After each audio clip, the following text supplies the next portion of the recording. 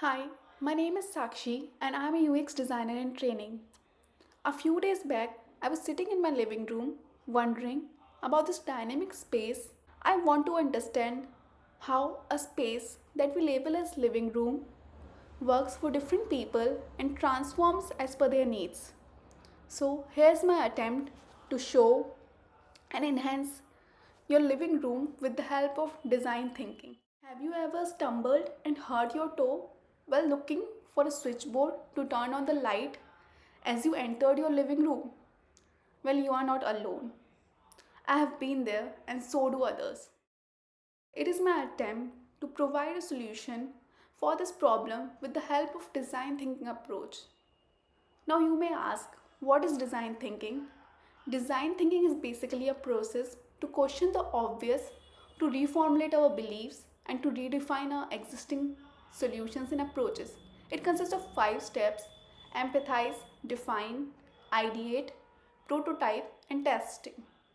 We will see how it unfolds as we move forward. Please note it is a solo project under the guidance of UX Anudeep as a part of Growth School UX Anudeep mentorship program. Let's begin with understanding the struggle between people and the space they live in. I made 4 sets of questions trying to register their overall experience. The first set of questions consisted of general questions such as how will you describe your living room, time spent, and activities they do in their living room. The second set was related to any changes that they had in their living room and the reasons behind those, predominantly trying to understand the underlying need over the years. The third set was from the perspective of guests visiting someone and using their living space. The final set was to understand the difference in living room if they have lived in different houses. I gathered various insights from the interviews. Each person brought a unique perspective while solidifying my findings on the basic needs and issues that others also mentioned. Here are a few statements from people collected during the interview. Define iteration first, with setbacks and a new direction forward. Once I gathered all the insights, I started defining problem statements based on each finding. I used Crazy 8 method to come up with ideas for every problem. As I was ideating, I realized some of the problem statements were quite familiar and similar. Hence, I was finding it difficult to come up with ideas for problems that were defined later, as I have already exhausted myself thinking about a similar problem earlier. I tried sitting in different intervals for ideation so that I could think of new ideas, but nothing helped. So I was just sitting, sulking in my little box. But then I turned to seniors and mentors for advice.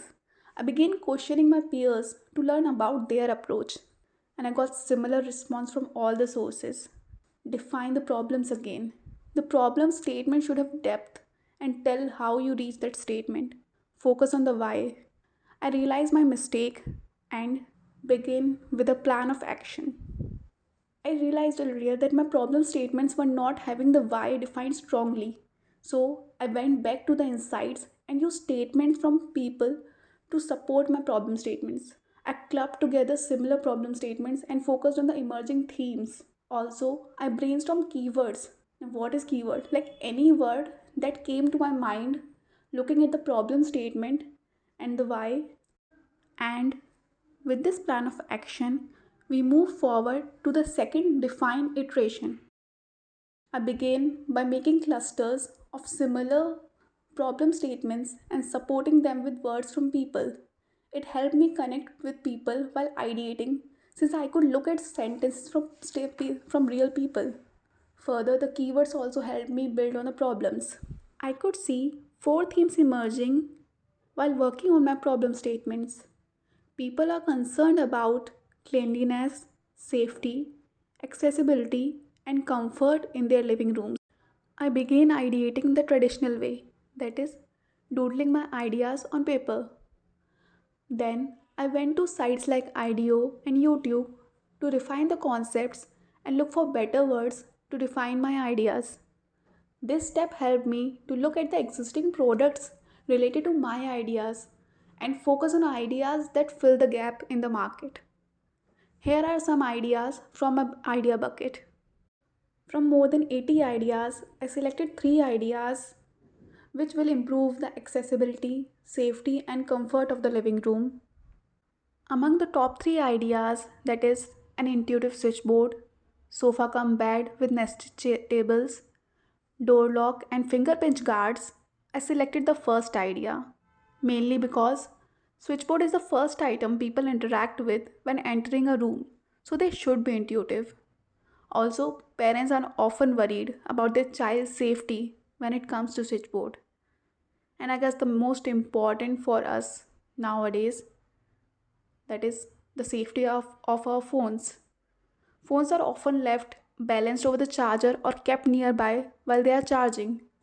This has led to damage because of phone falling if the cord get pulled by mistake. A safe place for phone near the outlet is necessary.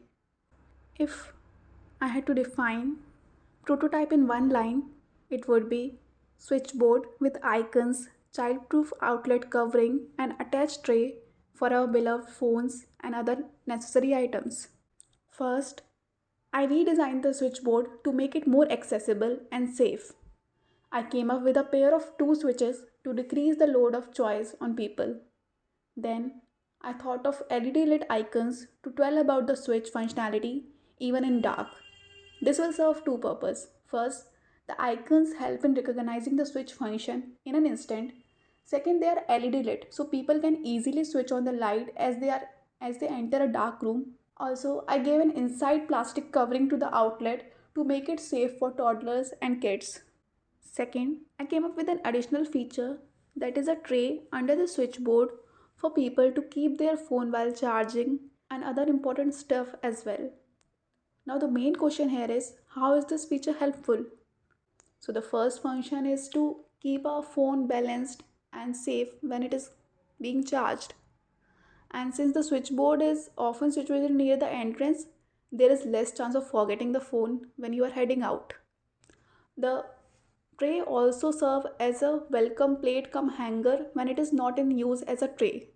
So you can just hang your bags, keys, coats when it is used as a hanger. So it is a dual purpose tray and it is aesthetic as well.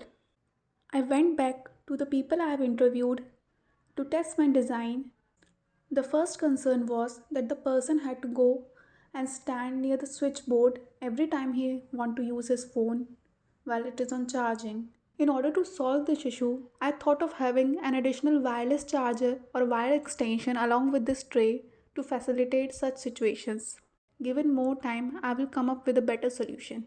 The second problem was how a person will move into a dark room when he's coming from inside the house. Since most of the rooms are having switchboard near the door, someone who is coming to the room from inside have to cross the entire room in the dark. For this, I thought of having a smart switch having brightness control to be installed at the end of the room to switch on dim light as someone enters the room from inside. The dim lights can be left switched on during hours of peak use. This solution can be adapted in coming years to the main switchboard as well once it becomes more economical option in the Indian market. For now, I think the above solution serves the purpose. Thirdly, a person said that the plugs are difficult to push into the outlet. So I thought of an outside outlet covering instead of an inside outlet covering to with it will serve the purpose and can be removed when it is no longer used.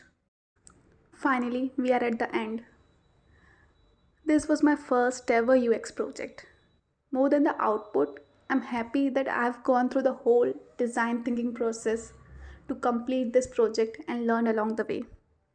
On that note, I present a few lessons and further steps in this project that I would like to do. I spent a lot of time during the define iteration stage in doubt. I was dealing with imposter syndrome in simple words.